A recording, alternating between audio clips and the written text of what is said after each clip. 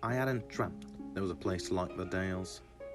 I hadn't thought it possible that I could spend all my days in an clean blown land, where even in the driving rain of winter, I could sniff the air and find the freshness of growing things, hidden somewhere in the cold clasp of winter.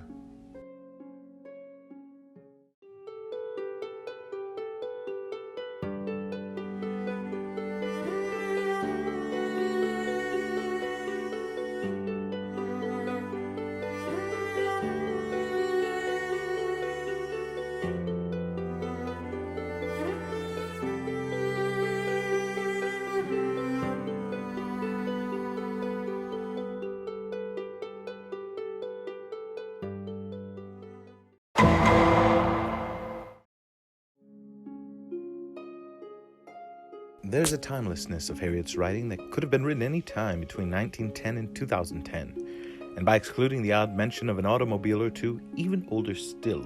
Reading his excerpts is like stepping back 100 years, where progress was received with a little welcome.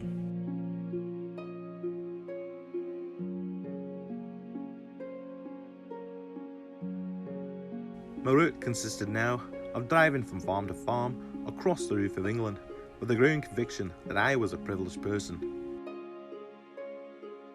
As I drove west across the plain of York, I began to catch the glimpses over the edge tops of the long spire of the Pennines lifting into the morning sky, and when the edges gave way to the clean limestone walls, I had the feeling I was had of the world opening out and shackles falling away.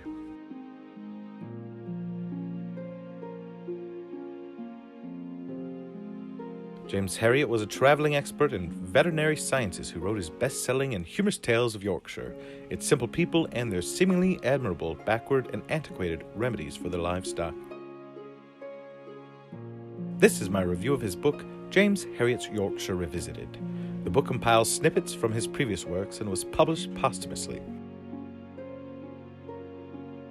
Photographs by Derry Brabbs are an especial delight, capturing the Yorkshire countryside in all its moods, seasons, and times of day, wide shots and close-ups, its character delicately captured in stunning color prints, my scans of which for this video do little justice to their art.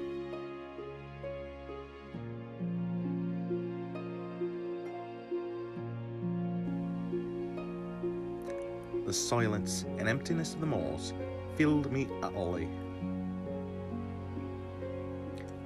Those were the days when I was most grateful I was in country practice.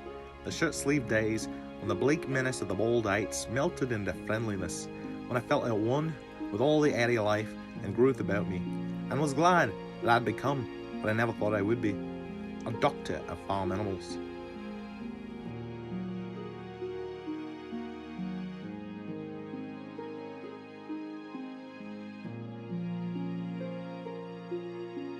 We cannot kid ourselves in admitting that despite its beauty in so many ways, this book is coffee table fare. It's like Herriot's greatest hits album, except no verse, only the choruses to many a song.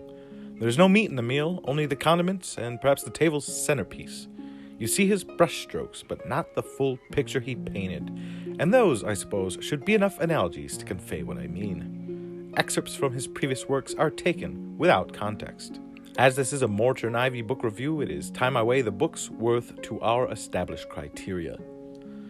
For readability, I offer this book a level of 4 on a scale of 5. James Herriot is a remarkable writer who, though verbose, is not too word-heavy. The book is quite literary and dignified, but not snobbishly so. Anyone can read it, but it's not impossible to put down either. For interest in topic, I wore this book a 5. When reviewing books, I believe it most important to ask whether or not an author can inspire interest in a topic the reader might not otherwise be invested in. And Herriot nails this factor down. Before picking up this book, or even knowing who Herriot was, I had no prior knowledge or interest in farming, husbandry, or veterinary sciences in the Yorkshire countryside. That's changed a bit. Now I wish to know more. For interest in the topic, this book receives a 5. For character development, I wore the book a 2.5. We are introduced to many colorful characters throughout the book, and this is what perhaps suffers most in formatting the book the way it is. As it is a collection of excerpts without context, we are deficit to what many consider Herriot's golden brushstroke, portraying the people of Yorkshire. The farmers, the villagers, the odd drunk or lunatic. There's not enough here. There's little story and fewer developments, The dialogue is insular, and befittingly so. For writing ability, the book also gets a 5. While very readable, though not the most readable, Yorkshire Revisited contains some very good writing. It almost astounds me writing was not Herriot's first profession. Unless it was. I should have looked into that more, perhaps. Regardless, it's very good. He describes the landscapes of northern England perhaps better than they actually appear. That's some dandy talent. For originality, the book gets a 2. I am firm and confident this book was not Herriot's idea. It was perhaps rather an attempt to pursue more capital using his name. There's no new material here. It is all cut and pasted from previous books. The concept was to pair the bits of material with a landscape photograph it might relate. And though it may have been a notch clever arranging this book using the changing of seasons, the transition of city to country, and or the passing of a single day, only a notch of cleverness does this allow. By arranging such portions by season, as an example, it reads as if Herriot performed a car ride beginning in spring and ending in winter. Only by getting lost and stranded in Siberia is this possible. Not very original, only 2 originality stars are permitted. And of course, our criteria allows certain bonus points to standout features. In this case, photographs. As I remarked earlier, the photography by Derry Brabbs is stunning and indeed steals the show from the late Herriot. One might even suspect the images were chosen before their accompanying text, while the written work alone would be perhaps confusing. Brabbs' colorful additions are what makes this book a worthwhile read. For good or appropriate art or illustrations, I award this book an additional 5 stars. In conclusion, despite its shortfalls as an introductory novelty book highlighting a country vet's varying descriptions of Yorkshire landscapes, the book is indeed a quality read. It requires no heavy thinking. It is designed to allow the reader to disappear within its depictions of places both wild and domestic, both natural yet firmly cultivated by the hands of men. Using the aforementioned reasonings and formulating an opinion, I award this book an averaged 4 stars. If you love English country, dive in. If you expected more stories of curious dogs, lost sheep, and calves born on a moonless midwinter's night, please do refer to Herriot's many other stories.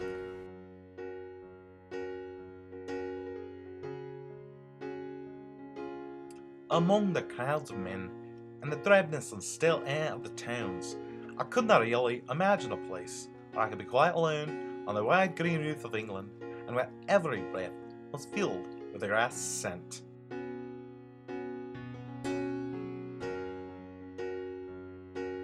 I've been Johnny. You're always welcome in my corner of the moors.